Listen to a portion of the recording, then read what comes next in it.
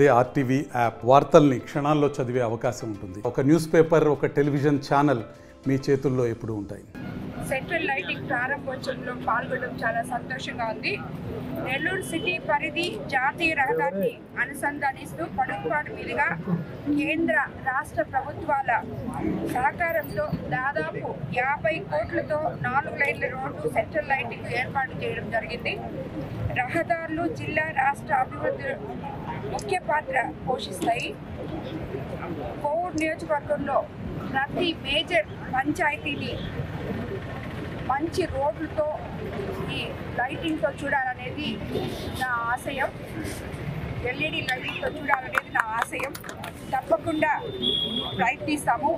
పంచాయతీలో మంచి రోడ్డు ఉండాలనేది తప్పకుండా గ్రామీణ రహదారులను బాగు చేసేలాగా కూడా ప్రయత్నిస్తాము.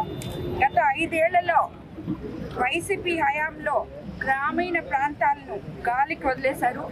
ఎక్కడ చిన్న అభివృద్ధి కూడా నోచుకోలేదు గ్రామీణ ప్రాంతాల్లో.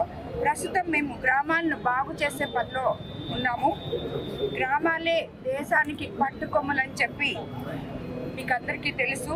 గాంధీజీ సిద్ధాంతాన్ని అమలుపరిచే విధానంలో చంద్రబాబు నాయుడు గారు అభివృద్ధికి పెద్దపీట వేయబోతున్నారు.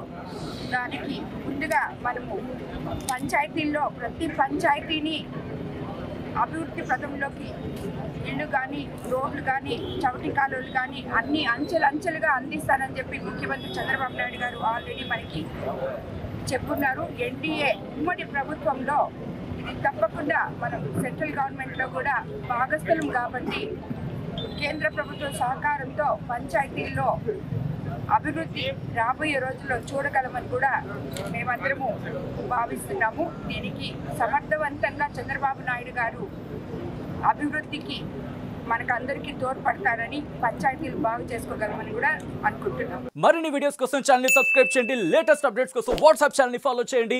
అండ్ లింక్ డిస్క్రిప్షన్ లో ఉంది.